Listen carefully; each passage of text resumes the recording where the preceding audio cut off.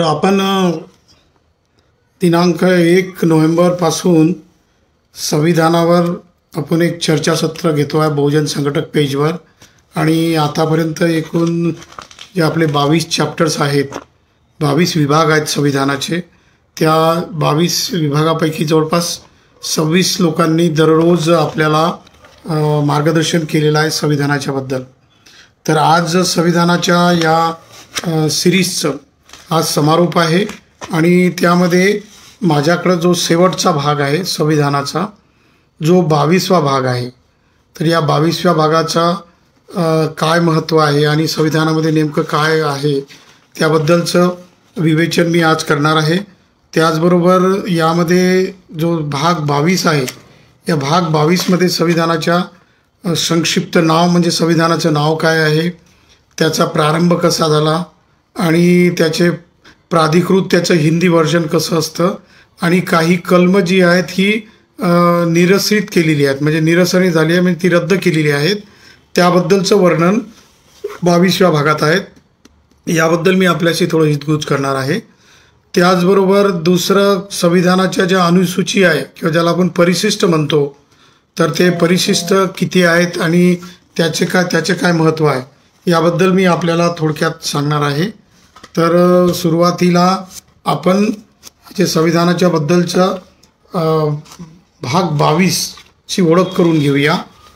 भाग 22मध्ये संविधानाच्या आर्टिकल 393 म्हणजेच अनुच्छेद 393, आर्टिकल 394 आणि आर्टिकल 395 अशी ही 3 महत्त्वाची कलमं या भागामध्ये आहेत 22व्या भागामध्ये. तर आर्टिकल 393मध्ये या संविधानास भारताचे संविधान असे म्हणावे असा उल्लेख आहे आर्टिकल 393 किंवा अनुच्छेद 393मध्ये. त्यानंतर आर्टिकल 394 जो आहे हा अनुच्छेद व अनुच्छेद 5, 6, 7, 8, 9, 60, 324, 366, 367, 379, 380, 388, 391, 392 व 393 हे कलम तात्काळ अंमलात येतील असं आर्टिकल 394मध्ये मेन्शन केलेलं आहे. आणि या संविधानाच्या बाबीच्या तरतुदी या संविधानाच्या प्रारंभाचा दिन म्हणून जो निर्दिष्ट केला आहे त्या 26 जानेवारी 1950 या दिवशी अंमलात येतील असं अनुच्छेद 394 किंवा आर्टिकल 394मध्ये उल्लेख आहे. 394 क मध्ये हिंदी भाषेतील प्राधिकृत पाठ म्हणजे 394 क 1 मध्ये राष्ट्रपती आपल्या प्राधिकरणान्वये संविधान सभेच्या सदस्यांनी स्वाक्षरित केलेला केंद्रीय अधिनियमाच्या हिंदी भाषेतील प्राधिकृत पाठ अंगीकृत केलेली भाषा, शैली व परिभाषा यांच्याशी अनुरूप करण्यासाठी आवश्यक असतील असे फेरबदल केलेला आणि अशा प्रकाशनापूर्वी या संविधानामध्ये केलेल्या सर्व सुधारणा त्यामध्ये समाविष्ट केलेला या संविधानाचा हिंदी भाषेतील अनुवाद आहे. म्हणजे संविधानाच्या इंग्रजी भाषेमध्ये केलेल्या प्रत्येक सुधारणेचा हिंदी भाषेतील अनुवाद प्रसिद्ध करण्याची व्यवस्था करील असं संविधानातील 394 क कलमामध्ये मेन्शन आहे. त्याचे मग खंड 1, खंड 2, खंड 3 असे भाग आहेत. आणि आर्टिकल 395 किंवा अनुच्छेद 395 याद्वारे इंडिपेंडन्स ॲक्ट 1947 म्हणजे ज्या ॲक्टनुसार आपल्याला भारताला स्वातंत्र्य मिळालं होतं तो ॲक्ट 1947 आणि गव्हर्नमेंट ऑफ इंडिया ॲक्ट 1935 हे 2 कायदे निरसनीत करण्यात आले आहे.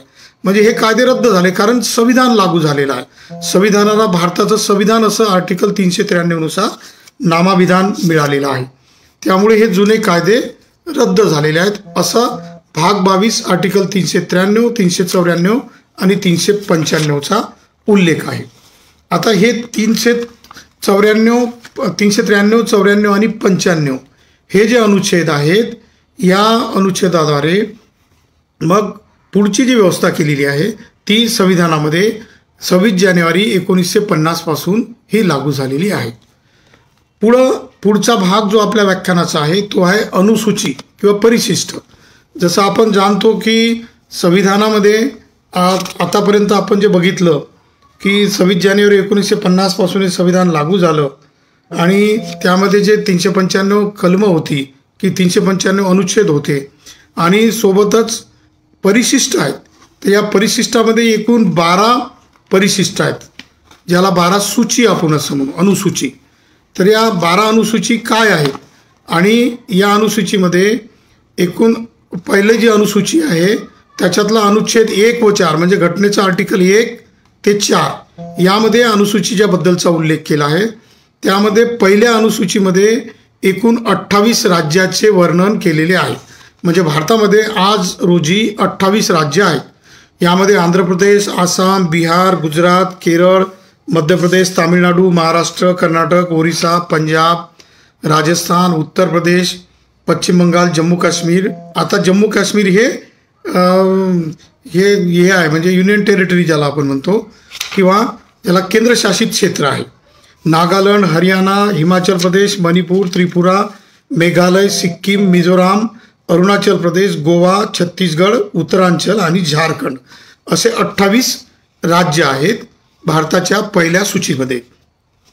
पहिल्या सूचीमध्ये दुसरा भाग आहे, त्याच्यामध्ये पहिली अनुसूची याच्यामध्ये संघ राज्य क्षेत्रे म्हणजे आपण केंद्रशासित प्रदेश असं म्हणतो. याच्यामध्ये दिल्ली आहे. संविधानाच्या प्रारंभाच्या लगतपूर्वीच दिल्ली या चीफ कमिशनर प्रांतात जे समाविष्ट होते ते राज्यक्षेत्र असं ज्याला म्हणतात. इथे विधानसभाही आहे.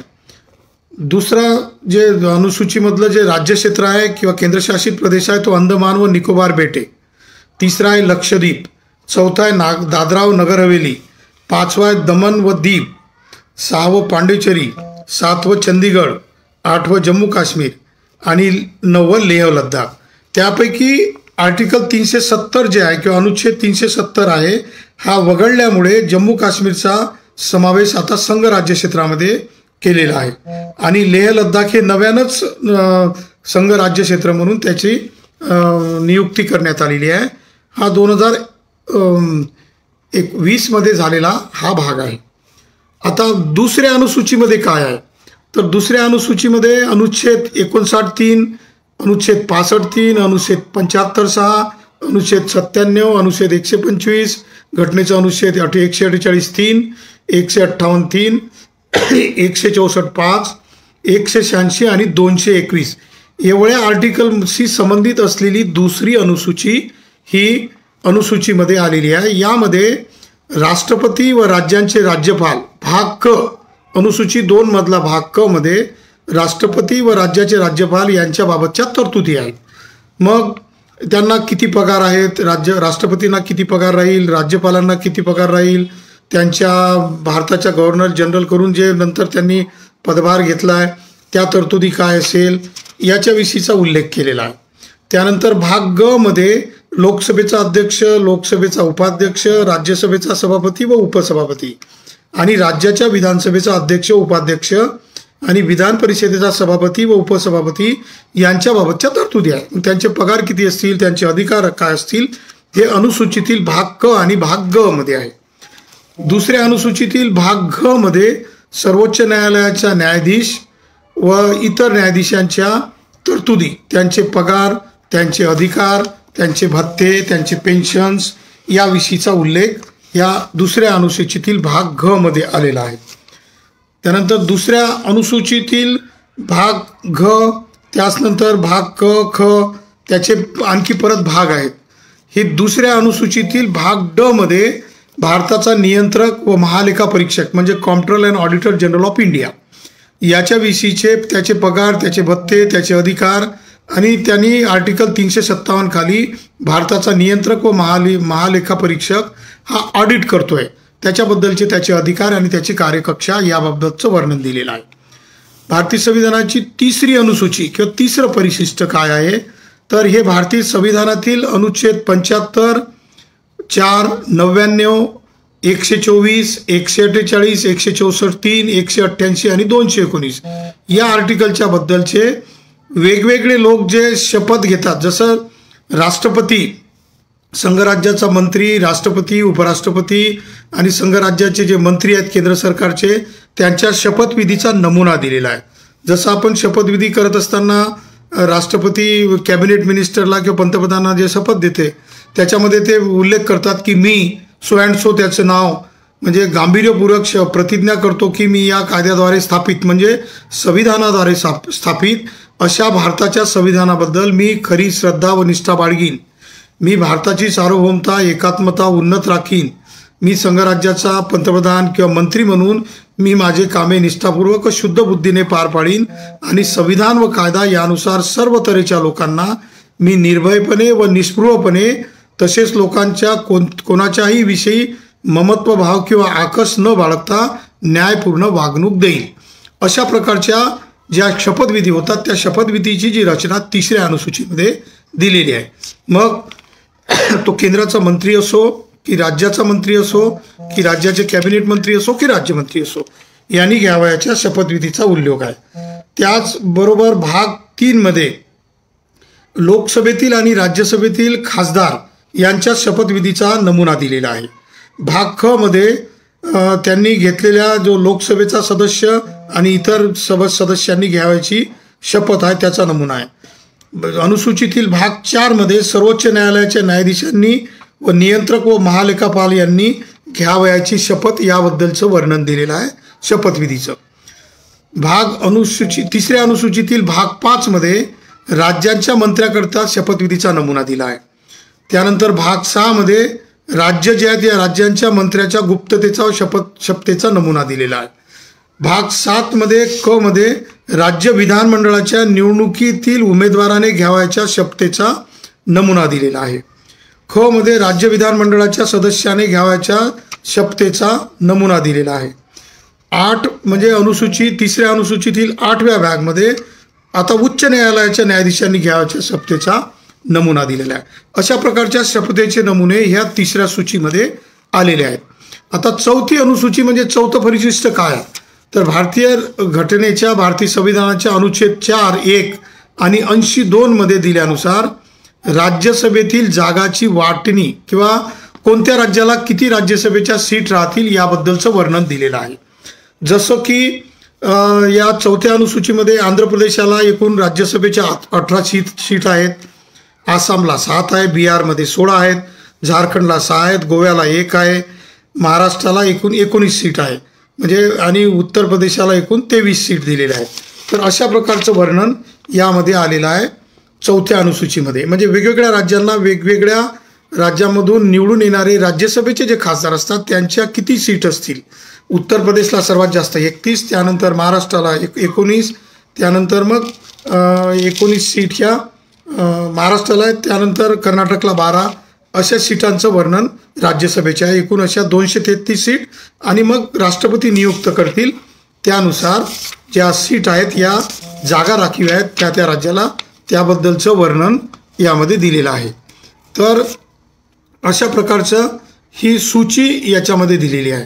त्यानंतर पुढची जी सूची आहे ती सूची पाचवी अनुसूची. तर 5व्या अनुसूचीमध्ये राज्याला जे अनुसूचित क्षेत्रे किंवा अनुसूचित जनजाती म्हणजे शेड्यूल ट्राईब यांचे प्रशासन व त्यांचे नियंत्रण याबाबतच्या तरतुदी या 5व्या अनुसूचीमध्ये आहे जे की भारतीय संविधानाच्या आर्टिकल 240(1) मध्ये त्याचं प्रावधान केलेलं आहे. मग याच्यामध्ये भाग क मध्ये सर्वसाधारण त्यांचे अधिकार काय आहेत, जसं आसाममधले असतील, नागालँडमधले असतील, या राज्यातील जे अनुसूचित जातीचे लोक आहेत किंवा अनुसूचित जातीच्या रिझर्वेशननुसार निवडून येणारे जे प्रतिनिधी असतील याबद्दलचं वर्णन त्यामध्ये आलेलं आहे. भाग ख मध्ये अनुसूचित क्षेत्रे व अनुसूचित जनजाती यांचं प्रशासन आणि त्यांचं नियंत्रण म्हणजे त्यांचं ॲडमिनिस्ट्रेशन कसं चालेल, त्याचं नियंत्रण कसं राहील याबद्दलचा उल्लेख राहील. राज्यपालाकडून जनजाती सल्लागार परिषद नियुक्त केल्या जातील, त्याचे कर्तव्य काय राहतील, त्यांचे अधिकार काय राहतील, त्यांच्या उन्नतीचे कुठले कुठले प्रोव्हिजन्स राहतील याबद्दल 5व्या अनुसूचीमध्ये असा उल्लेख केलेला आहे. मग त्या राज्याची परिषद असेल, त्या राज्याची विधानसभा असेल, त्या राज्याचे राज्यपाल असतील ते त्या अनुसूचित जातीसाठी काय काय करतील. असंच 5व्या अनुसूचीमधील भाग ग मध्ये अनुसूचित क्षेत्रे आहेत. यामध्ये संविधानात अनुसूचित क्षेत्रे या शब्दप्रयोगाचा अर्थ राष्ट्रपती आदेशाद्वारे अनुसूचित क्षेत्रे म्हणून घोषित करतील असे क्षेत्रे. मग या आदेशाद्वारे राष्ट्रपती घोषित करेल की कोणते राज्याचे कुठले क्षेत्र हे अनुसूचित क्षेत्र आहेत.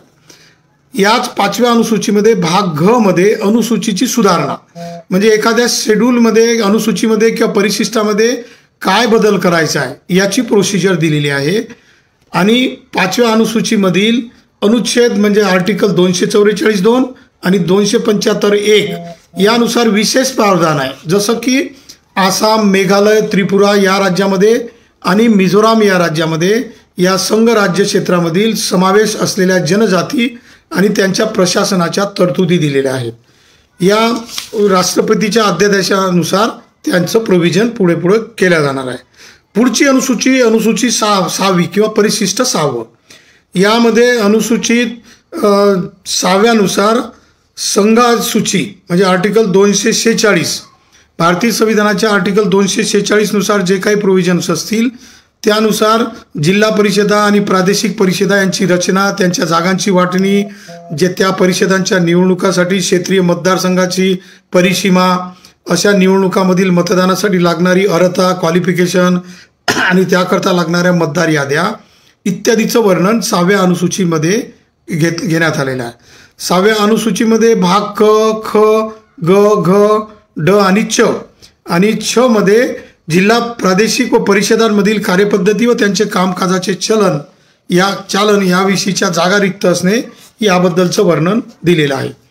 6व्या अनुसूचीमधील म्हणजे 6व्या परिशिष्टातील भाग 3 मध्ये जिल्हा परिषदा व प्रादेशिक परिषदा यांचे कायदे करण्याचे अधिकार, जसं जिल्हा परिषदांना जे कायदे करायचे त्याविषयीची रचना, जसं एखाद्या जिल्ह्यामध्ये राखीव वन म्हणून असेल किंवा त्या जमिनीच्या शेतीच्या विषयीच्या चराईच्या शेतीचं प्रयोजन करायचं असेल किंवा राखीव वन सोडून अन्य कोणत्याही वनाची व्यवस्था करायची असेल, शेतीविषयीचे प्रयोजनं करायचे असतील किंवा त्यांना त्याविषयीचा मालमत्तेचा वारसा करायचा असेल, त्यामध्ये त्या भागातील विवाह, घटस्फोट, सामाजिक रूढी याबद्दल जे काही नियम करायचे असतील याबद्दलचं वर्णन आलेलं आहे. त्यानुसार 6व्या अनुसूचीतील भाग 2 मध्ये राखीव वने जे वनक्षेत्र आहेत, जसं आसाममध्ये 1891 खालचे जे वन होते त्याच्याविषयीचं प्रोव्हिजन मग भारतीय संविधानामध्ये करण्यात आलेलं आहे. याचे अधिकार राष्ट्रपतींनी दिलेल्यानुसार राज्यपाल अवलंबित करतो आणि त्याची अंमलबजावणी होते.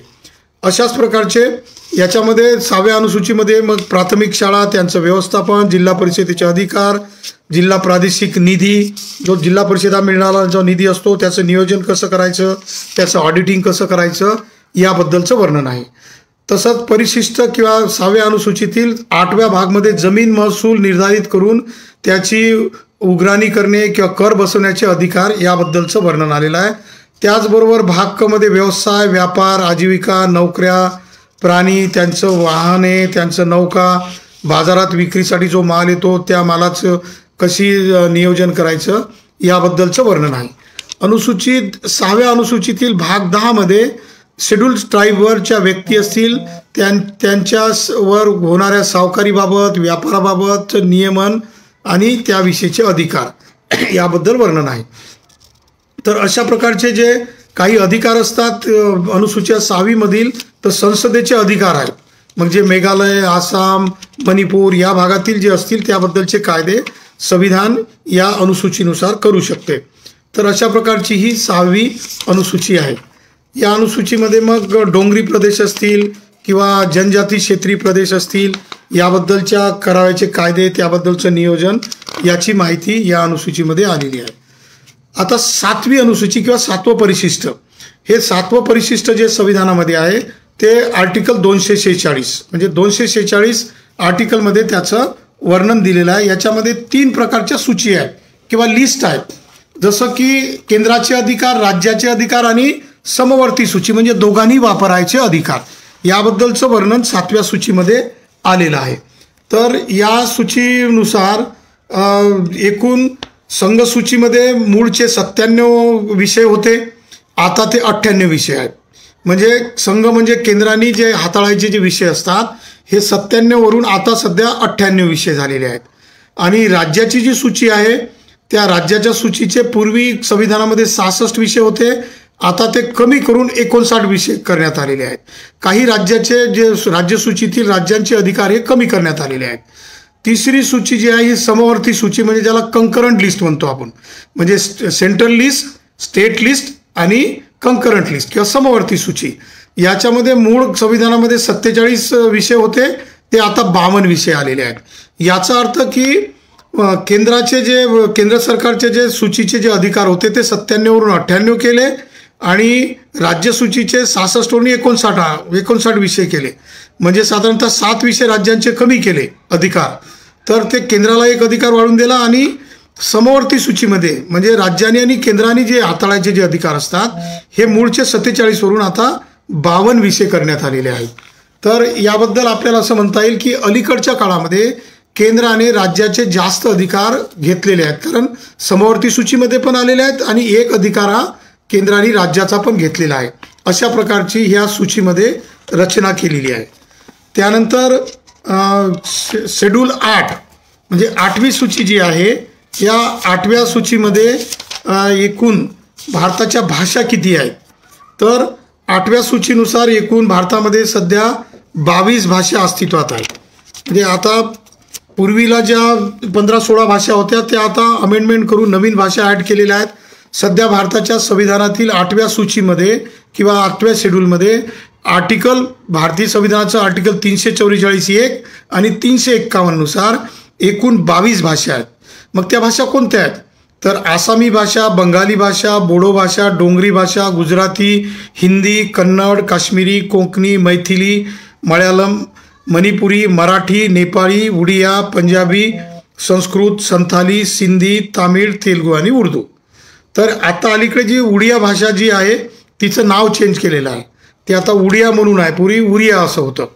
तर अशा प्रकारचा बदल ह्या 8व्या अनुसूचीमध्ये भाषांविषयीचा केलेला आपल्याला आढळून येतो. 9व्या अनुसूचीमध्ये काय आहे, तर विवेक्षित अधिनियम आणि विनियम विधिग्राह्य करणे. समजा एखादा कायदा केंद्राने केला असेल किंवा राज्यांनी कायदे केले असतील तर त्या 9व्या सूचीनुसार त्या कायद्याचा अंतर्भाव या 9व्या सूचीमध्ये होतो. तर या सूचीनुसार आतापर्यंत जवळपास एकूण म्हणजे केंद्राने आणि राज्यांनी केलेले जे कायदे आहेत या कायद्याचं वर्णन एकूण दिलेलं आहे. तर यामध्ये एकूण 284 कायदे यामध्ये सध्या अस्तित्वात आलेले आहे 9व्या सूचीनुसार. म्हणजे जे कायदे केंद्र सरकार बदल करून नवीन कायदे करते आणि ते सर्व देशासाठी किंवा विविध राज्यांसाठी लागू होतात त्याचा अंतर्भाव या सूचीमध्ये होतो.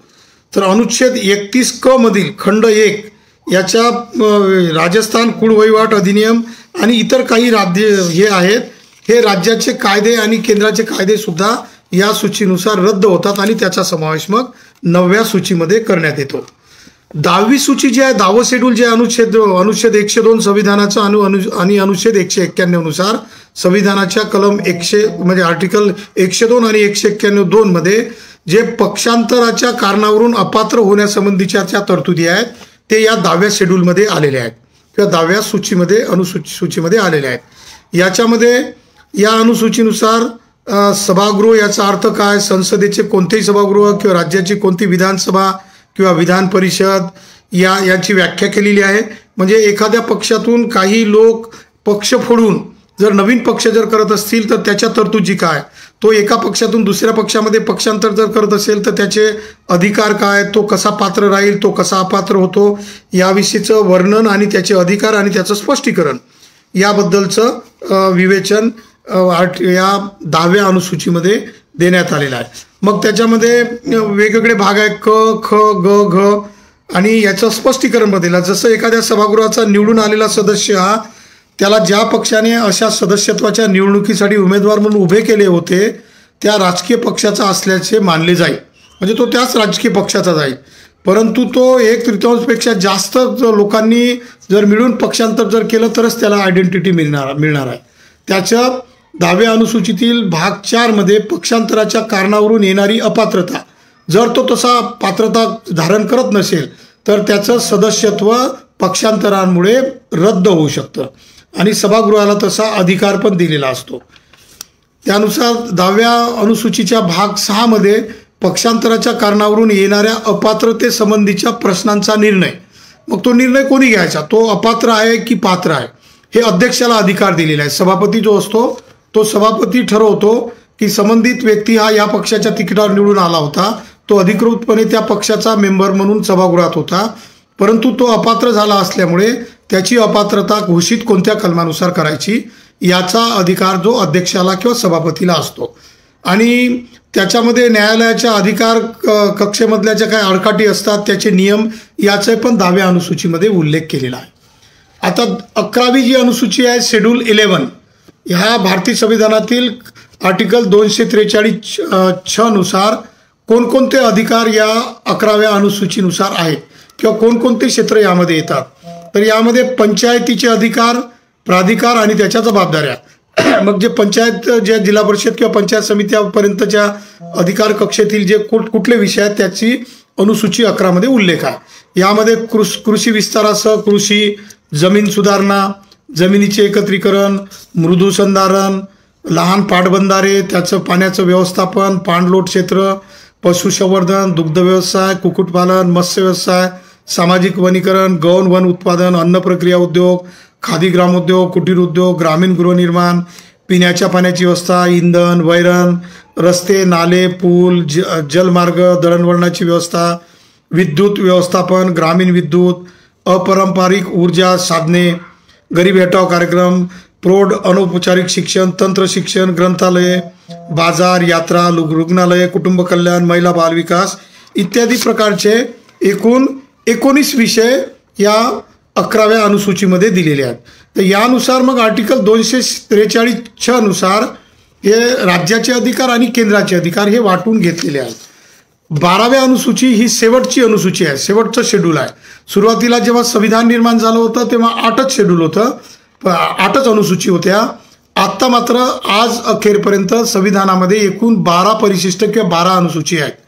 त्यापैकी 12वी अनुसूची जी आहे ही घटनेच्या किंवा संविधानाच्या कलम 243 नुसार दिलेली आहे. या 12व्या अनुसूचीमध्ये कशाचा उल्लेख केलेला आहे तर नगर नियोजन, नागरी क्षेत्र नियोजन म्हणजे अर्बन डेव्हलपमेंटचे जे काही अधिकार असतात त्यामधील जमिनीच्या वापराचे व इमारतीच्या बांधकामाचे नियम, आर्थिक सामाजिक नियोजन, रस्ते, पूल, घरगुती व औद्योगिक वाणिज्यिक प्रयोजनार्थ पाणी पुरवठा म्हणजे नगरपालिका, नगरक्षेत्र, महानगरपालिका येथील आरोग्य, स्वच्छताविषयक निगराणी, घनकचऱ्याचं विल्हेवाट, अग्निशामक सेवा, नागरी वनीकरण, पर्यावरणाचे संरक्षण, वातावरणाचा जो असमतोल आहे तो दूर करणे, अपंग, मतिमंद यांच्याबद्दलच्या दुर्बल घटकाच्या हितसंबंधाचे संरक्षण, गलिच्छ वस्ती सुधार व तिचा दर्जा उंचावणे, नागरी क्षेत्रातील दारिद्र्य कमी करणे, वने, उपवने, क्रीडांगणे याच्या सोयी, सांस्कृतिक, शैक्षणिक व कलात्मक दृष्टिकोनाबद्दलचं मत, दफनक्रिया, दफनभूमी, दहनभूमी, विद्युतदाहिनी, कोंडवाडे, पशुवरील अत्याचाराला प्रतिबंध करणे, जन्ममृत्यूच्या नोंदी, रस्त्यावरील दिवाबत्ती, वाहनतळ, बस थांबे वगैरे वगैरे, कत्तलखाने, कातडी कमावण्याचे कारखाने इत्यादी विषयीचे जे काही नियम केलेले आहेत या नियमांचा उल्लेख या 12व्या सूचीमध्ये आलेला आहे. आता ह्या ज्या आपण बघितलं की संविधानाचा भाग 22 याच्यामध्ये संविधानाचं नाव, संविधानाचा प्रारंभ कसा झाला, संविधानाचा इंग्लिशचा भाग जो हिंदीमध्ये येऊन त्याला कशी कायदेशीर मान्यता देणे, त्यानुसार काही कलम निरसरित केलेली आहे म्हणजे रद्द केलेले आहेत त्याचा उल्लेख आर्टिकल 393, 394 आणि 395 नुसार आपण बघितला. त्यासोबत आपण अनुसूची किंवा परिशिष्टही बघितलं. या परिशिष्टामध्ये सुरुवातीचे 8 परिशिष्ट होते, आता एकूण 12 परिशिष्ट आहे. याबद्दलही आपण याचं विवेचन केलेलं आहे. आता संविधानामध्ये झालेल्या एकूण सुधारणा किंवा ज्याला आपण कॉन्स्टिट्यूशन अमेंडमेंट असं म्हणतो, तर कॉन्स्टिट्यूशनमध्ये अमेंडमेंट कशा झाल्या, त्याचं काय प्रोव्हिजन होतं, घटना दुरुस्तीची प्रक्रिया कशी होती, घटना दुरुस्ती झाली तर ती नेमकी कोणत्या भागामध्ये झाली, कोणती घटना दुरुस्ती झाली, या घटना दुरुस्तीमध्ये काय काय फरक पडले आणि कुठल्या घटना दुरुस्त्या अतिशय माइलस्टोन होत्या किंवा काही घटना दुरुस्तीमुळे असं म्हणण्यात येतं की संविधानामध्ये खूप मोठ्या प्रमाणात बदल करण्यात आला. तर संविधानाच्या दुरुस्त्या ज्या आहेत किंवा कॉन्स्टिट्यूशन अमेंडमेंट आहेत, कॉन्स्टिट्यूशनची पहिली अमेंडमेंट ही 1951 साली झाली, 18 जून 1951ला. त्यानुसार दुसरी झाली 1 मे 1953ला. त्यानंतरचे बरेचसे आतापर्यंत एकूण 126 प्रकारच्या घटना दुरुस्त्या झालेल्या आहेत किंवा संविधान संशोधनं झालेली आहेत. तर यामधले महत्त्वाचे जे संविधानाचे संशोधन होते त्यामध्ये संविधान 42व संविधान दुरुस्ती जी होती त्याला आपण घटना दुरुस्ती म्हणतो, हे 1976 मध्ये 18 डिसेंबर 1976ला ही संविधानाची 42वी दुरुस्ती झाली होती, कॉन्स्टिट्यूशन अमेंडमेंट झाली होती. याला मिनी कॉन्स्टिट्यूशन सुद्धा असं म्हटलं होतं. बराचसा भाग या संविधानाच्या दुरुस्तीमध्ये आला आणि 42व्या संविधानामध्ये जे काही प्रोव्हिजन झाले होते त्याच्यामध्ये बऱ्याचशा गोष्टी ह्या अतार्किक असं संविधानाला म्हणजे न्यायालयाला वाटलं होतं. त्यानुसार मग 44वं संविधान जे 1978 मध्ये झालं होतं 30 एप्रिल 1979ला, त्यामध्ये 42व्या संविधानातील बऱ्याचशा तरतुदी कमी पण करण्यात आलेल्या होत्या. असे महत्त्वाचे संविधान संशोधनं झालेली आहेत. अलीकडचे जे संशोधनं झाली याच्यामध्ये साधारणतः संविधानाचं दुरुस्ती किंवा कॉन्स्टिट्यूशन अमेंडमेंट 94वी घटना दुरुस्ती झाली, ते 2006 मध्ये 12 जून 2006 मध्ये. त्यानंतर 95वी संविधान दुरुस्ती झाली 25 जानेवारी 2010 मध्ये. यामध्ये कलम 334 ख मध्ये बदल करण्यात आले. 396वी घटना दुरुस्ती झाली किंवा संविधान दुरुस्ती झाली ती 23 सप्टेंबर 2011ला झाली. आणि 97व्या संविधान दुरुस्तीनुसार आर्टिकल 43 ख मध्ये जे सहकाराविषयीचे जे काही कायदे नियम होते त्याबद्दलचा 13 जानेवारी 2012 मध्ये त्याचा उल्लेख आलेला आहे. त्यामध्ये भाग 9 जे आहे याच्यामध्ये दुरुस्ती करण्यात आली होती. 98व्या घटना दुरुस्तीनुसार संविधानाचे 98वे संविधान अनुच्छेद दुरुस्ती 371 मध्ये दुरुस्ती केली, 371(9) मध्ये दुरुस्ती केली. हे दुरुस्ती 1 जानेवारी 2013 साली लागू झाली. आणि त्यानंतर यामध्ये राज्यांचे पुनर्रचना अधिनियम 2014 मध्ये करण्यात आली. त्यानंतर संविधान दुरुस्ती 99 किंवा कॉन्स्टिट्यूशन अमेंडमेंट 99 मध्ये अनुच्छेद किंवा आर्टिकल 124, 124 अ, 124 ब, 124 क, 112, 13 आणि 114 यामध्ये दुरुस्त्या झालेल्या आहेत. 100वी घटना दुरुस्ती झाली ही 2015 मध्ये झाली, 28 मे 2015 मध्ये. त्यानंतर 102 ते 124 पर्यंतच्या ज्या संविधानामध्ये ज्या दुरुस्त्या झाल्या या बऱ्याच प्रकारच्या संविधानामध्ये बदल करणाऱ्या होत्या. सर्वात शेवटची जी 126वी संविधानामधील दुरुस्ती झाली याबद्दल आपल्याला माहीत आहे की यानुसार नवीन जे राज्याचं केंद्रशासित प्रदेश करण्यात आलेले आहे. तर संविधान संशोधनामध्ये कलम 370 रद्द करण्यात आलं आणि त्यानुसार आता जम्मू काश्मीर याचं पुनर्नियमन बिल 2019 आलं. 5 ऑगस्ट 2019 पासून हे नवीन केंद्रशासित प्रदेश झाला आणि त्याचनुसार 1954 मधला जो बदल होता संविधान दुरुस्तीचा तो बदलवण्यात आला. आता जम्मू काश्मीर एक केंद्रशासित प्रदेश राहणार आहे आणि लेह आणि लडाख हा स्वतंत्र प्रदेश राहील आणि त्याला नव्यानंच केंद्रशासित प्रदेश म्हणून घोषित करण्यात आलेला आहे आणि तेथे विधानसभा राहणार नाही. मात्र जम्मू काश्मीरमध्ये या 370 घटनेचं कलम जरी रद्द झाला असेल तरी 126व्या संविधान दुरुस्तीनुसार तिथे विधानसभा अस्तित्वात राहणार आहे. तर हे दोन्ही प्रदेशाचा राज्यकारभार सदर ये रियासत या शब्दाऐवजी राज्यपाल नियुक्त करण्यात आलेला आहे. कारण जम्मू काश्मीरमध्ये आर्टिकल 370 नुसार तिथे सदर ये रियासत किंवा त्याला उर्दूमध्ये रियासत सदर रियासत म्हणतात, त्याला पंतप्रधान पण म्हणायचे, परंतु आता तो राज्यपालाच्या नुसार तो कारभार तिथला चालणार आहे. तर अशा प्रकारचं जे भारतीय संविधानाच्या कलमानुसार आपण ज्या दुरुस्त्या सुचवल्या त्यानुसार हे वर्णन आतापर्यंत आपण याचं चर्चा केलेली आहे. मग आता हे आपण संविधानाच्या भाग 22 आणि परिशिष्ट आणि संविधानाच्या दुरुस्त्या याबद्दल आपण एकूण चर्चा केलेली आहे. आता आपण संविधानाच्या समारोपाकडे वळूया. तर संविधानाचा समारोप करत असताना आतापर्यंत जवळपास एकूण 24-25 वक्त्यांनी वेगवेगळ्या संविधानाच्या एकूण 22 भागावर, वेगवेगळ्या कलमांवर आणि वेगवेगळ्या चॅप्टरवर, प्रकरणांवर आपल्यासोबत चर्चा केली. तर त्या चर्चेचा सार जो असा आहे की भारताचं संविधान हे कसं आहे, भारताच्या संविधानाचं काय वैशिष्ट्य आहे, आपण समारोपाच्या भागाकडे वळूया. भारतीय संविधानाचं काय वैशिष्ट्य आहे, भारतीय संविधानाचं महत्त्व काय आणि ते जगातलं बेस्ट डॉक्युमेंट कसं आहे, सर्वोत्कृष्ट संविधान कसं आहे, त्याला युनायटेड नेशननी सुद्धा उत्कृष्ट संविधान म्हटलेलं आहे. जगातल्या इतर राज्यांपैकी सर्वात मोठं संविधान, सर्वात विस्तृत संविधान आणि सर्वात मध्ये व्यक्तीला जे अधिकार आहे त्याचं वर्णन सुद्धा या संविधानामध्ये आलेलं आहे.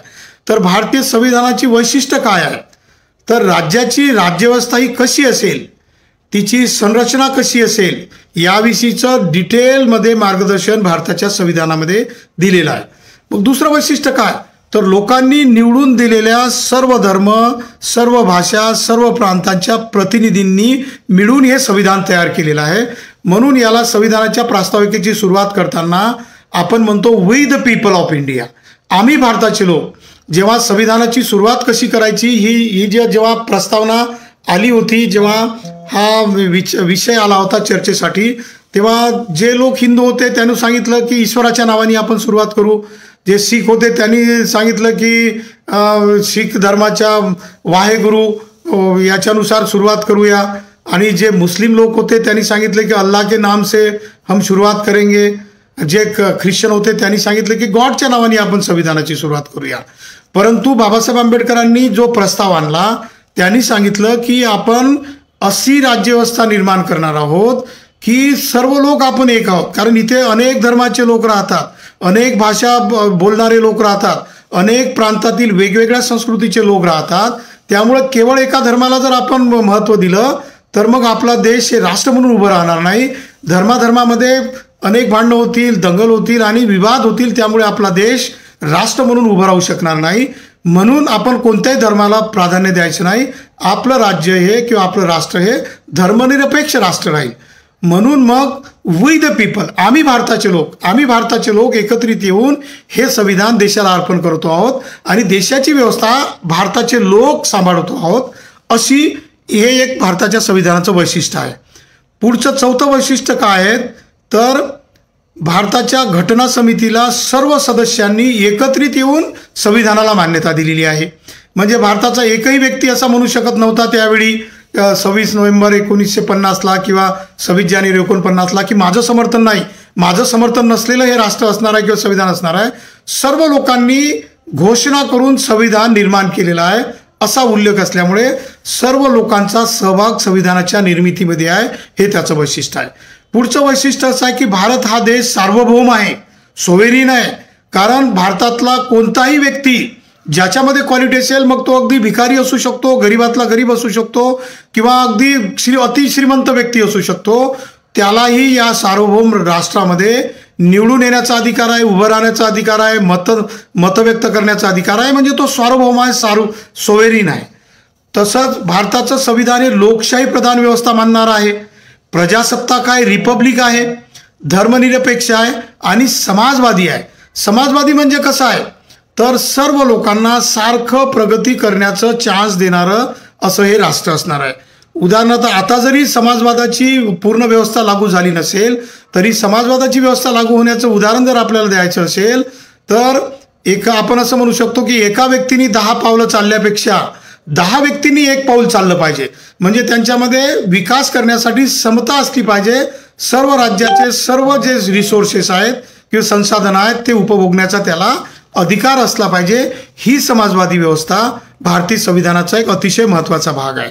पुढचं 5वं वैशिष्ट्य काय भारताच्या संविधानाचं, तर ते उदारमतवादी संविधान आहे आणि राष्ट्रवादाला मान्यता देणार आहे. राष्ट्रवादाची प्रेरणा निर्माण करणारं जे संविधान आहे. अशा प्रकारचा जेव्हा हा संविधानाच्या वेळीचा जो विषय चर्चेला आला होता, बऱ्याच लोकांनी असं म्हटलं होतं की आपलं स्ट्रक्चर हे अमेरिकेच्या संविधानासारखं फेडरल स्ट्रक्चर असावं. तर बाबासाहेबांनी म्हटलं की फेडरल स्ट्रक्चर आपण ठेवू शकत नाही, कारण अमेरिकेमध्ये वेगवेगळ्या राज्यांनी एकत्रित येऊन अमेरिकेचं राष्ट्र निर्माण केलं होतं. इथे मात्र तसं नाही आहे. इथे राज्यांनी मिळून नाही तर राष्ट्र निर्माण झालं आणि राष्ट्राचे मग राज्य विभाजित झाले. राज्य वेगवेगळे आहेत, त्यामुळं कोणत्याही राज्याला या राष्ट्रामधून वेगळं होण्याचा कुठलाही अधिकार असणार नाही. हे एक अतिशय महत्त्वाचं वैशिष्ट्य संविधानाचं आहे. त्यामुळे भारत हा एक देश खंडप्राय देश का राहिला असेल. आपण बघतो की पाकिस्तानमध्ये अनेक उठाव झालेत, बांगलादेशामध्ये झाले, म्यानमारमध्ये झालेले आहेत, भारताच्या शेजारील अनेक राज्य आहेत, रशिया तुटला, रशियाची शक्ल झाली, जर्मनी तुटला, अनेक जगातील राष्ट्र ही तुटले आहेत. परंतु भारताचं विखंडन का होत नाही किंवा का होऊ शकणार नाही, तर त्याचं खरं वैशिष्ट्य असेल तर बाबासाहेबांनी भारतीय संविधानामध्ये त्याचं जे स्ट्रक्चर मांडलेलं आहे युनिटरी आहे. म्हणजे या राज्यांनी निर्माण करून देश निर्माण केला नाही, तर राष्ट्र निर्माण झालं आहे, त्याचा भाग इतर राज्य आहेत. त्यामुळे कुठल्याही राज्याला मग त्या धर्माच्या लोकांना किंवा वेगवेगळ्या गटांच्या लोकांना भारतामधून विभाजित होता येणार नाही. हे अतिशय महत्त्वाचं वैशिष्ट्य भारतीय संविधानाचं बाबासाहेबांमुळे आलेलं आहे. पुढचं आहे की भारतीय राज्यघटनेत व्यक्तीच्या मूलभूत हक्काची सनद आहे. म्हणजे आर्टिकल 14 नुसार, आर्टिकल 14, 15 आणि 16 नुसार व्यक्ती हे प्रमाण मानलेलं आहे राष्ट्राच्या विकासाचं, ना की एखाद्या समूहाला किंवा एखाद्या राष्ट्राला किंवा राज्याला. म्हणजे व्यक्तीच्या विकासाची काळजी राज्यांनी घेतली पाहिजे असं संविधान म्हणते आहे. हे एक वैशिष्ट्य आहे. दुसरं एक वैशिष्ट्य आहे की या संविधानामध्ये दुरुस्त्या केल्या जाऊ शकतात. एखादा जर नियम असेल, कालानुरूप जर बदल करायचा असेल आणि संविधान 368व्या कलमानुसार त्यामध्ये बदल करायचा जे प्रोव्हिजन असेल तर त्यानुसार बदलही करता येतो, म्हणजे दुरुस्ती करता येतं. तर हे एक वैशिष्ट्य आहे. त्यानुसार पुढचं असं आहे की राज्यांना राज्यकारभार करताना मार्गदर्शक तत्वाचा उल्लेख घटनेमध्ये केला आहे. म्हणजे भारतीय संविधानाची 2 अतिशय महत्त्वाची उद्दिष्ट बाबासाहेबांनी जी मांडली ती आहे आर्टिकल 12 ते 35. याच्यामध्ये फंडामेंटल राईट्स आहेत, व्यक्तीचे मूलभूत अधिकार, आणि आर्टिकल 36 ते 51 नुसार राज्याचे मार्गदर्शक तत्व. म्हणजे राज्य कोणाचंही असो, कोणत्याही पक्षाचं असो, परंतु त्यांना आर्टिकल 36 ते 51 नुसार ते प्रोव्हिजन अवलंबावे लागतीलच आणि ते त्याच्यावर बंधनकारक राहतील. परंतु आजच्या परिस्थितीमध्ये संविधानाचा हा जो राज्याचे मार्गदर्शक तत्व आहेत याचा अंमल व्यवस्थितपणे होत नाही असं आपल्या निदर्शनास येते आहे. त्यामुळं भारतीय संविधानाचे मूलभूत अधिकार आणि भारतीय संविधानातील राज्याचे मार्गदर्शक तत्व याविषयी आपण जनता म्हणून किंवा वी द पीपल म्हणून जागरूक होणं अतिशय गरजेचं आहे. पुढचं वैशिष्ट्य भारतीय संविधानाचं आहे की परिदृढ व परिवर्तनीयतेचा समन्वय याच्यामध्ये आहे. म्हणजे भारतीय राज्यघटनेचा किंवा संविधानाचा काही भाग बदलण्यासाठी लोकसभा, राज्यसभेचे 2/3 बहुमत पाहिजे व काही ठिकाणी 1/2पेक्षा अधिक घटक राज्यांच्या विधानसभेची मान्यता पाहिजे. म्हणजे संविधानामध्ये जर दुरुस्ती करायची असेल तर 2/3 बहुमत राज्यसभेचं आणि लोकसभेचं असलं पाहिजे, म्हणजे संसदेचं, आणि 1/2पेक्षा अधिक घटक राज्य म्हणजे 28पेक्षा 14पेक्षा म्हणजे 15पेक्षा जास्त राज्यांनी त्याला संमती दिली असली पाहिजे, तरच ते त्याच्यामध्ये दुरुस्ती होऊ शकते. थोडक्यात भारतीय राज्यघटना अंशतः परिदृढ व अंशतः परिवर्तनशील आहे. म्हणजे काही भाग संविधानाचे बदलता येत नाही, काही भाग संविधानामध्ये दुरुस्ती करून बदलता येतात. पुढचं 11वं वैशिष्ट्य असं आहे की धर्मनिरपेक्ष राज्य आहे. भारत धार्मिक राज्य नाही. जसं अमेरिका, इंग्लंड किंवा काही पाश्चिमात्य राष्ट्र हे ख्रिश्चन धार्मिक आहेत, काही गल्फमधले राष्ट्र आहेत हे मुस्लिम धर्मीय राष्ट्र आहेत, काही जसं चायना झालं, जपान झालं किंवा श्रीलंका झालं की बर्मा झालं, म्यानमार झालं, थायलंड झालं, असे राष्ट्र बौद्ध राष्ट्र आहेत. परंतु भारत हे कुठलंही धर्माला अधिष्ठित असलेलं राष्ट्र नाही आहे, ते धर्मनिरपेक्ष राष्ट्र आहे. त्यामुळे कुठल्याही धर्माला विशेष प्राधान्य इथे नसणार आहे. हीच मेन मुख्य अडचण ही जिथे बहुसंख्यानं असलेले जे जास्त आपला प्रभाव निर्माण करू इच्छितात या लोकांची अडचण इथेच झालेली आहे. परंतु हे संविधानाचं वैशिष्ट्य आहे, कारण इथं अनेक धर्माचे लोक एकत्रितपणे नांदले पाहिजेत ही व्यवस्था भारताच्या संविधानामध्ये आहे. पुढचं 12वं वैशिष्ट्य आहे की एकात्म संघ राज्य आहे. भारत हा एक संघ राहील, अर्थात भारत राज्यांचा एक संघ असेल, म्हणजे युनियन ऑफ स्टेट्स आहे. हे वेगवेगळे स्टेट्स नाही आहेत, ते राज्य वेगळे होऊ शकणार नाही. पुढचं वैशिष्ट्य आहे संसदीय शासन पद्धती आहे. इथे पार्लमेंटरी डेमोक्रेसी आहे. म्हणजे संसदीय शासन पद्धतीमध्ये 2 प्रमुख असतात, एक राष्ट्रपती व दुसरा प्रधानमंत्री. राज्यकारभार हा राष्ट्रपतीच्या नावाने चालतो, परंतु राष्ट्रपतीला प्रधानमंत्र्याच्या अध्यक्षतेखालील जे कॅबिनेट असतं किंवा मुख्यमंत्र्याच्या अध्यक्षतेखालील जे कॅबिनेट असतं ते राज्यपालाला मानावं लागतं आणि तिकडे राष्ट्रपतीला मानावं लागतं. त्यामुळं या घटनात्मक प्रमुख राष्ट्रपती नामधारी असतो, संसदेस मात्र कार्यपालिका जबाबदार असते. म्हणजे जे काही कामं असतील त्याला रिस्पॉन्सिबल ही कार्यपालिका असते, म्हणजे कॅबिनेट असते. पुढचं वैशिष्ट्य असं आहे की संसदेचे सर्वश्रेष्ठत्व न्यायालयाच्या अधिकाराचा समन्वय. म्हणजे भारतीय सर्वोच्च न्यायालय देखील घटनेची विसंगत असणारा कायदा घटनाबाह्य घोषित करू शकते, परंतु फंडामेंटल राईट्समध्ये असलेले जे कायदे आहेत ते सर्वोच्च न्यायालय रद्द करू शकत नाही. जसं की 2018 2 एप्रिलचा जो 10 लाख लोकांनी रस्त्यावर आले होते, कारण सुप्रीम कोर्टाने तो कायदाच रद्द करण्याबाबतचा निर्णय दिला होता. त्यामुळं जनतेने सार्वभौम अधिकार असल्यामुळे रस्त्यावर येऊन संसदेला भाग पाडलं आणि ॲट्रॉसिटी ॲक्ट हा रद्द केला जाऊ शकत नाही, कारण तो फंडामेंटल राईट आहे, तो मूलभूत अधिकार आहे. त्यामुळे न्यायालयाला सुद्धा दुरुस्ती करावी लागली. हे संविधानाचं वैशिष्ट्य आहे. त्याच्यानंतरचं वैशिष्ट्य आहे की सार्वत्रिक प्रौढ मताधिकाराचा अधिकार, म्हणजे 18 वर्षाच्या वरील सर्व व्यक्ती ज्या सुजाण असतात त्यांना मतदान देण्याचा अधिकार आहे. मग तो गरीब असेल तरी त्याला एकच मत आहे, मग तो अदानी अंबानी बिर्लासारखा एखादा अतिश्रीमंत असेल त्यालाही सुद्धा मतदानाचा अधिकार आहे. 1 मॅन 1 वोट 1 व्हॅल्यू आहे. मग तो राष्ट्रपती जरी असेल तरी त्याला एकच मतदानाचा अधिकार आहे. हे भारताच्या संविधानाचं वैशिष्ट्य आहे. त्यानंतर एकेरी नागरिकत्वाचा स्वीकार, जसं अमेरिकेमध्ये राज्याचं नागरिकत्व वेगळं असतं आणि राष्ट्राचं नागरिकत्व वेगळं असतं. जगातल्या बऱ्याच राष्ट्रांमध्ये 2 नागरिकत्व आहे. जेव्हा हा मुद्दा चर्चेस आला होता तेव्हा बाबासाहेबांनी सांगितलं की इथे एकच नागरिक असेल त्याचा फायदा असा असेल की जरी त्याची जात, जरी त्याचा धर्म, जरी त्याची भाषा, जरी त्याचं राज्य हे वेगवेगळं असेल, भौगोलिक सीमा वेगवेगळ्या असतील, तरी पण तो भारतातल्या कुठल्याही राज्यामध्ये कोणत्याही ठिकाणी कुठेही राहू शकतो, जाऊ शकतो, प्रॉपर्टी खरेदी करू शकतो आणि वास्तव्य करू शकतो. त्यामुळं कारण की त्याला भारताचं एकच नागरिकत्व आहे. त्यानंतर 17वं वैशिष्ट्य असं आहे की अल्पसंख्याक व मागासवर्गीयांसाठी विशेष व्यवस्था करण्यात आलेली आहे. अल्पसंख्याकांचे विशेष अधिकार आहेत, धार्मिक अधिकार आहेत, सांस्कृतिक अधिकार आहेत, वेगवेगळ्या भाषा बोलणारे असतील त्यांचे वेगवेगळे अधिकार हे संविधानामध्ये सुरक्षित आहेत. मागासवर्गीयाच्या हिताचे रक्षण सुद्धा केलेले आहे.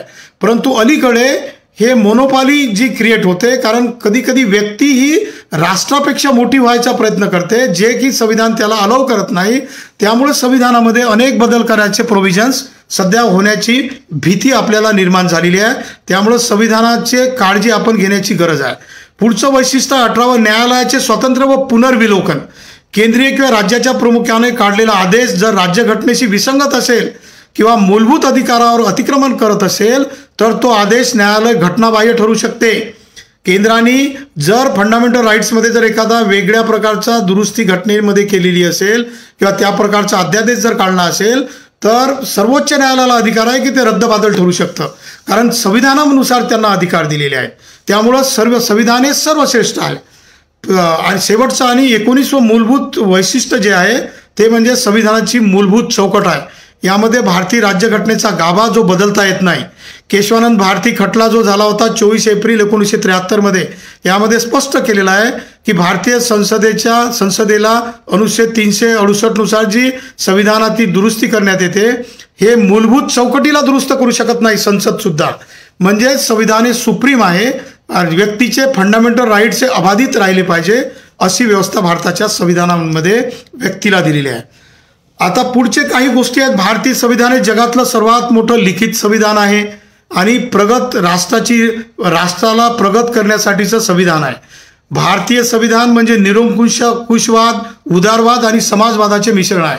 जर एखाद्या वेळी युद्धाची परिस्थिती झाली तर ते निरंकुश असते, स्ट्रॉंग असते, आणि जेव्हा व्यक्तीचा विकास करायचा असतो तेव्हा ते उदार पण असते, कारण की नागरिकांची मूलभूत कर्तव्य त्यामध्ये पालन केलेली आहे.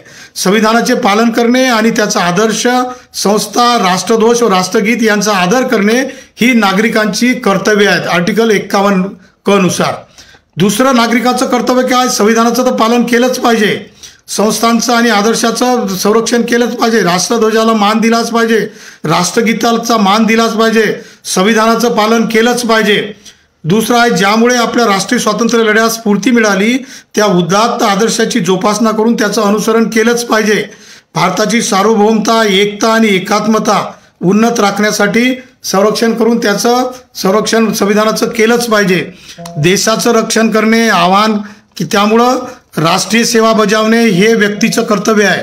धार्मिक, भाषिक व प्रादेशिक किंवा वर्गीय भेदाच्या पलीकडे जाऊन भारतातील सर्व जनतेमध्ये एकोपा व बंधुभाव वाढीला प्रोत्साहन दिलं पाहिजे. स्त्रियांच्या प्रतिष्ठेला उणेपणा आणणाऱ्या प्रथांना सोडून दिले पाहिजे. त्यानंतर व्यक्तीवर त्याचे जे कर्तव्य आहेत त्याला संमिश्र संस्कृतीच्या वारसांचा मोल जाणून त्याचं जतन केलं पाहिजे. अरण्य, सरोवरे, नद्या, जीवसृष्टी, नैसर्गिक पर्यावरण याविषयी प्राणीमात्र व इतरांबद्दल दयाबुद्धी बाळगली पाहिजे, त्याचं उल्लंघन व्यक्तीला करता येणार नाही. विज्ञाननिष्ठ दृष्टिकोन ठेवला पाहिजे, मानवतावाद बाळगला पाहिजे, शोधक बुद्धी ठेवली पाहिजे, सुधारणावाद याचा विकास केला पाहिजे, सार्वजनिक मालमत्तेचं रक्षण केलं पाहिजे, हिंसाचाराचा त्याग केला पाहिजे. राष्ट्र सातत्याने उपक्रम व सिद्ध किंवा चढत्या श्रेणीत गाठत जाईल अशा प्रकारे सामुदायिक स्वरूपाच्या सर्व कार्यक्षेत्रात यश संपादन करण्यासाठी झटलं पाहिजे. राष्ट्र सातत्याने मात्यापित्याने किंवा पालकाने 10 ते 14 वर्षादरम्यानचे आपले अपत्य किंवा पाल्य यांना शिक्षणाच्या संधी उपलब्ध करून दिल्या पाहिजे का हे नागरिकाचं पिता आई आणि वडिलाचं कर्तव्य आहे. मूलभूत हक्क आहे. मूलभूत हक्क काय संविधानातले, तर राज्यसंस्थेला काही ठराविक गोष्टी करण्यापासून रोखत असल्यामुळे ते नकारात्मक आहे. म्हणजे राज्यसंस्था व्यक्तीच्या मूलभूत अधिकाराला बाधा आणणार नाही. त्याचप्रमाणे राजकीय लोकशाही प्रस्थापित करण्यासाठी या मूलभूत हक्कामध्ये व्यवस्था केलेली आहे. कायदेशीर दृष्ट्या हे प्रत्येक गोष्ट प्रत्येक व्यक्तीवर आणि नागरिकावर बंधनकारक राहणार आहे. व्यक्तीचे मूलभूत अधिकार अबाधित ठेवणे. त्याचप्रमाणे व्यक्तीच्या कल्याणाला चालना देण्यासाठी व्यक्तिगत आपण काळजी घेतली पाहिजे. मूलभूत हक्काचे उल्लंघन करणारा कोणताही कायदा घटनाविरोधी आणि अवैध घोषित करण्याचा अधिकार हा न्यायालयाला आहे. जर तो व्यक्तीच्या हक्काच्या आणि मूलभूत अधिकाराला जर बाधा आणणारा असेल तर तो कायदा सुद्धा न्यायालय रद्द करू शकतं. तर अशा प्रकारचे हे अधिकार आहेत. सारांशानं आपण असं म्हणता येईल की भारताच्या आर्टिकल 12 ते आर्टिकल 19 पर्यंत 3 प्रकारचे मूलभूत अधिकार आहे आपल्याला. आर्टिकल 12 व 13 मध्ये सर्वसाधारण मूलभूत हक्क, आर्टिकल 14, 15, 16, 17, 18 मध्ये समतेचा हक्क, आर्टिकल 19, 20, 21, 22 मध्ये स्वातंत्र्याचा हक्क, आर्टिकल 23, 24 मध्ये शोषणाविरुद्ध दाद मागण्याचा हक्क, आर्टिकल 25, 26, 27, 28 मध्ये धर्मस्वातंत्र्याचा हक्क, आर्टिकल 29, 30 मध्ये सांस्कृतिक व शैक्षणिक हक्क, आर्टिकल 31 ब क मध्ये मालमत्तेचा हक्क, आर्टिकल 32, 33, 34 मध्ये घटनात्मक संरक्षणाच्या हमीचा हक्क. अशा प्रकारचे हक्क आहेत. आणि आर्टिकल 36 ते 51 मध्ये मग राज्याचे मार्गदर्शक तत्व आहेत. राज्यांनी व्यक्तीच्या विकासासाठी, समाजाच्या विकासासाठी, देशाच्या कल्याणासाठी काय केलं पाहिजे याची रूपरेषा मार्गदर्शक तत्वामध्ये आर्टिकल 36 ते 52 मध्ये दिलेला आहे. आता हे आपण बघितलं तर यामध्ये आपल्याला लक्षात येईल की कोणकोणत्या गोष्टी भारतीय संविधानाच्या विषयी महत्त्वाच्या होत्या. तर भारतीय संविधानाची 9 डिसेंबर 1946 मध्ये संविधान सभेची पहिली कारकीर्द सुरू झाली. 26 नोव्हेंबर 1949ला संविधान अंगीकारलं आणि त्याचा अंमल 26 जानेवारी 50 पासून सुरू झाला. राष्ट्रध्वजाला 22 जुलै 1947ला मान्यता दिली. राष्ट्रगीतास 24 जानेवारी 1950ला मान्यता दिली. तर अशा प्रकारचं हे भारताचं संविधान आहे जे की या देशातल्या प्रत्येक नागरिकाच्या अधिकाराचं संरक्षण करतं, त्याला व्यक्ती म्हणून मान्यता देतं, तसंच त्या प्रत्येक व्यक्तीच्या इंडिव्हिज्युअल प्रगतीचं, त्याच्या अन्यायाचं संरक्षण करतं. अशा प्रकारचं जगातलं एकमेव आणि सर्वश्रेष्ठ संविधान आहे. त्यामुळं या संविधानाला आपण मानलं पाहिजे, कारण की ते व्यक्तीच्या प्रतिष्ठेचं डॉक्युमेंट आहे. व्यक्तीला त्याची पूर्ण स्वातंत्र्य, समता, बंधुत्व आणि न्यायाची हक्क प्रदान करते. त्यामुळं आम्ही भारताचे लोक, भारताचे एक सार्वभौम समाजवादी धर्मनिरपेक्ष लोकशाही गणराज्य घडवण्यासाठी आपण सर्व कटिबद्ध आहोत. कारण त्याच्या नागरिकाला आपल्याला सामाजिक, आर्थिक व राजनैतिक न्याय द्यायचा आहे. त्याच्या विचार, अभिव्यक्ती, श्रद्धा, विश्वास व उपासना याचं स्वातंत्र्य आपल्याला बाधित राखायचं आहे. त्या व्यक्तीच्या दर्जाची, संधीची समानता त्याला द्यायची आहे. आणि त्याला हे सर्व करण्यासाठी राष्ट्राची एकता, व्यक्तीची प्रतिष्ठा, एकात्मता व हे सर्व आश्वासन देणारी बंधुता निर्माण करायची आहे. आणि ही बंधुता निर्माण करण्यासाठी 26 नोव्हेंबर 1949 रोजी आपण हे संविधान अंगीकृत आणि अधिनियमित केलेलं आहे आणि स्वतःप्रत अर्पण केलेलं आहे. त्यामुळं प्रत्येक व्यक्तीचं हे कर्तव्य आहे की माझ्या देशाचं हे सर्वश्रेष्ठ जगातलं संविधान आहे, हे कायम राहिलं पाहिजे, हे टिकलं पाहिजे. ही सुविधा, ही व्यवस्था प्रत्येक व्यक्तीने शपथ घेतली पाहिजे की माझ्या भारत देशाचं संविधान हे सर्वश्रेष्ठ आहे. ज्या संविधानामुळे आज मी व्यक्ती म्हणून इथे मान्यता प्राप्त आहे, मला सर्व अधिकार मिळालेले आहेत. हे माझे अधिकार, इतर व्यक्तीचे अधिकार, जसे माझे अधिकार अबाधित राहिले पाहिजे तसेच इतर व्यक्तीचे, नागरिकाचे अधिकार अबाधित राहण्यासाठी मी कटिबद्ध राहील. म्हणून मी माझ्या भारताचं संविधान हे एक अनंत कालपर्यंत टिकून राहण्यासाठी मी प्रार्थना करतो आणि या संविधानाला मी सलाम करतो, मी संविधानाला मानवंदना करतो. एवढं मी या प्रसंगी थांबतो. बहुजन संघटक यांनी संविधानाच्या एकूण 22 भागावर जवळपास 24-25 व्याख्यानं ठेवले. अनेक मान्यवर व्यक्तींनी, चिंतकांनी आपले विचार व्यक्त केले आणि या संविधानाच्या महत्तेचा साठा फेसबुकला आणि यूट्यूबला आणि इतर मीडियाला उपलब्ध करून दिला. त्याबद्दल बहुजन संघटकच्या सर्व टीमचं आपण मनापासून आभार व्यक्त करूया. एवढं मी या प्रसंगी बोलतो आणि माझं हे लांबलेलं विवेचन इथे थांबवतो. जय भीम, जय संविधान, जय भारत.